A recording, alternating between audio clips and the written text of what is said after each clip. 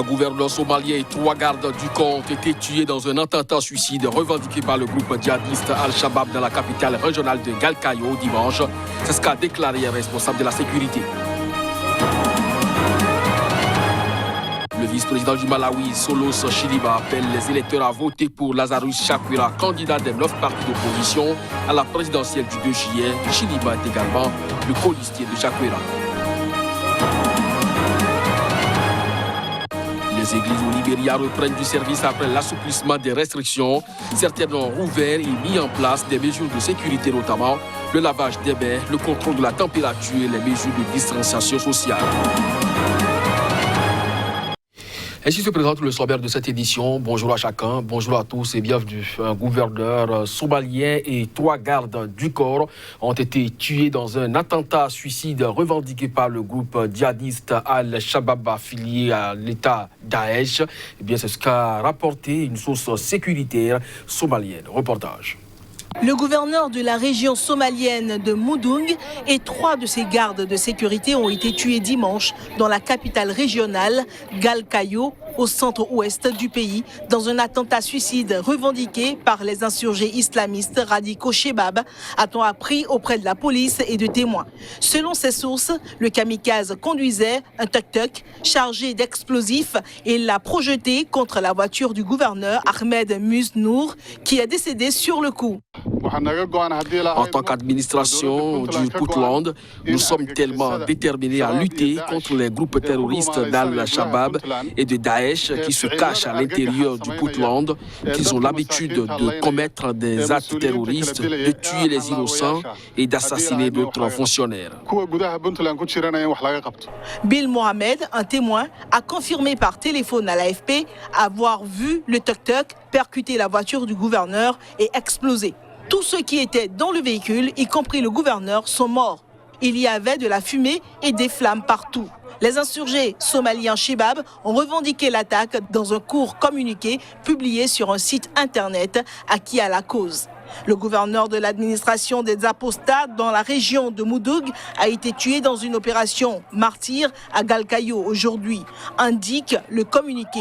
Galkayo, situé à quelques 600 km au nord de la capitale Mogadiscio, est à cheval sur la frontière entre les États autoproclamés semi-autonomes de Puntland et de Galmudug. La ville a été le théâtre ces dernières années de violences meurtrières entre les troupes des 2 régions et également entre les clans rivaux occupant le nord et le sud de la cité. Fin mars, le gouverneur de la région de Nungal, faisant partie du Puntland, avait péri dans des circonstances similaires. Le vice-président du Malawi, Solos Chilima, a appelé les électeurs à voter pour Lazarus Chakwera, candidat de 9 partis d'opposition à la présidentielle du 2 juillet prochain. Pour rappel, Solos Chilima est également le colistier de Lazarus Chakwera. On l'écoute.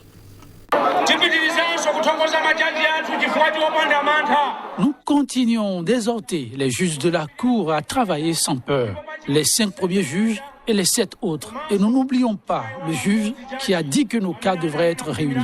Ils ont tous fait du bon travail.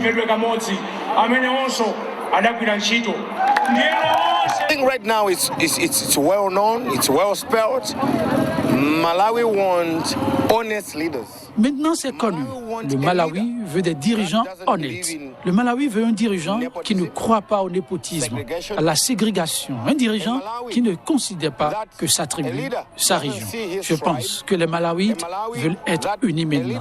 Je pense que ça fait longtemps que le Malawi peut être considéré ainsi. I think it's about time Malawi want to be looked that way. De leur côté, les Burundais sont appelés aux urnes mercredi prochain pour des élections générales, dont une présidentielle qui met aux prises 7 candidats, dont Agathon Rwasa, le principal opposant à la tête du Conseil national pour la liberté. Ce dernier a d'ailleurs terminé sa campagne ce week-end. Le Conseil national pour la liberté, parti du principal opposant au pouvoir Agathon Rwasa, a terminé sa campagne électorale. C'était lors d'un meeting géant organisé sur un aérodrome près de la capitale administrative du pays. Le Burundi qu'on veut construire, c'est le Burundi qui n'a plus ces mauvaises habitudes qui ont gangréné notre pays.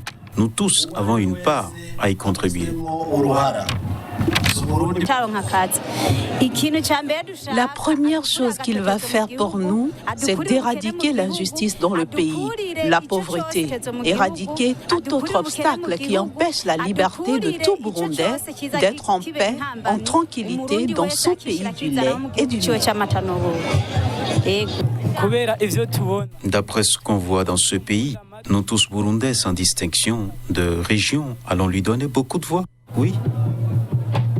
Depuis le début de la campagne, l'opposition dénonce des élections qui vont se dérouler à huis clos, sans aucun observateur international ou national indépendant, comme l'Église catholique ou la société civile. L'opposition a également dénoncé la non-publication des listes électorales.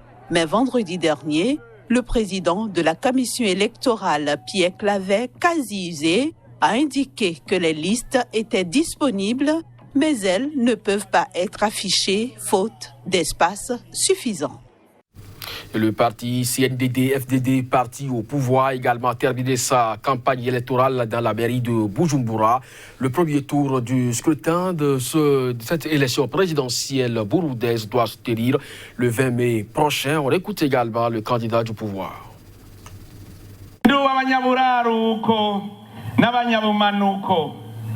Je suis et du nord et du sud. Je suis l'enfant du Burundi. Chacun d'entre vous m'a délégué. Je suis à votre disposition. Je viens pour être le serviteur de tous, mes chers Burundais.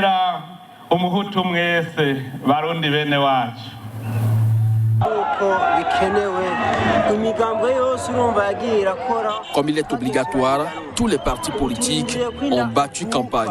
Maintenant, nous attendons d'accoucher ce bébé le 20 mai et nous sommes confiants d'une victoire.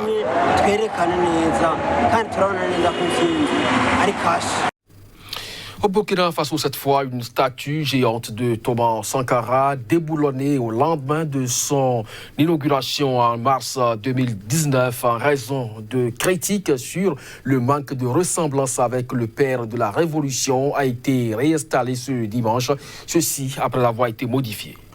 Dévoilé en mars 2019 en grande pompe en marge du Festival panafricain du cinéma et de la télévision de Ouagadougou, FESPACO, en présence du président burkinabé Roch Marc Christian Kaboré et de l'ancien chef d'État ghanéen Jerry Rawlings, la statue de Thomas Sankara a suscité d'emblée des critiques. Et devant la pression populaire, le comité international du mémorial Thomas Sankara avait décidé de l'enlever pour remodeler le visage de celui qui représente le père de la révolution burkinabé. Je présente au nom de toute cette équipe toutes nos excuses pour les imperfections qui se sont réalisées à la première phase et surtout pour le choc que ça a causé aux camarades vraiment convaincus et convaincants. Là, nous le reconnaissons. La première fois, effectivement, j'étais choqué de voir l'image parce que ça ne lui ressemblait, bon, en tout cas pas du tout. En tout cas, cette fois-ci, l'image y est. Et comme l'être, toute œuvre humaine est perfectible. Et nous pensons que, avec toutes les mobilisations qu'il y a autour de la personnalité de Thomas Sankara, quand le monument, le mémorial va finir, nous aurons un vrai portrait. Érigé sur les lieux du siège du Conseil national de la Révolution, où le président Thomas Sankara a été tué, la statue de bronze représente le père de la Révolution burkinabé dans son uniforme de capitaine, le poing gauche levé. Sur chacune des 4 faces du socle de la statue sont aussi représentés les bustes de 3 des 12 compagnons tués en même temps que lui. Surnommé le Tché africain, Sankara, resté au pouvoir pendant 4 ans, est devenu une icône du panafricanisme, toujours célébré par la jeunesse du continent et immensément populaire dans son pays.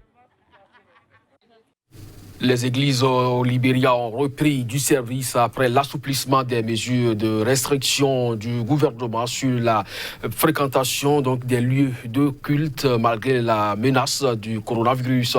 Certaines églises ont rouvert et mis en place des mesures de sécurité, notamment le lavage de mains, le contrôle de la température et également des mesures de distanciation sociale. Les chrétiens du Libéria ont renoué dimanche avec les messes après la réouverture officielle des églises, dont la majorité est cependant restée fermée par crainte du coronavirus, a constaté un journaliste de l'AFP.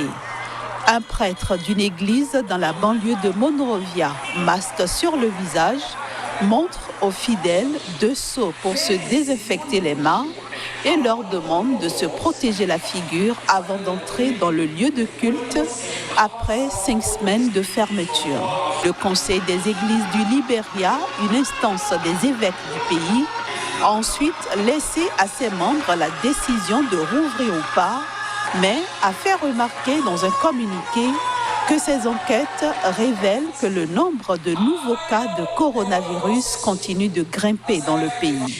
Plusieurs églises ont après annoncé qu'elles resteraient fermées. Pour cette décision prise par le gouvernement, l'Église aura maintenant le temps de prier. Nous pouvons certes prier chez nous, mais il y a un pouvoir de prière collective lorsque le corps du Christ se rassemble. Je fais confiance à Dieu pour que nous continuions à prier concernant cette pandémie, non seulement pour le Libéria, mais aussi pour que le monde entier soit libéré. Peu d'entre elles ont ouvert dimanche à Monrovia et en province, avec peu de fidèles comme l'a souhaité le président, selon un journaliste de l'AFP et des témoins. Déjà traumatisé par la meurtrière épidémie d'Ebola et plusieurs guerres civiles entre 1989 et 2003, qui ont fait 250 000 morts, le Libéria, pays de quelques 5 millions d'habitants, est en proie à d'importantes difficultés économiques, dont une inflation galopante et des pénuries de carburant. C'est sur cette note que se referme ce journal. Merci à vous de nous avoir suivis. Très bonne journée en compagnie des programmes des SICA. À très bientôt.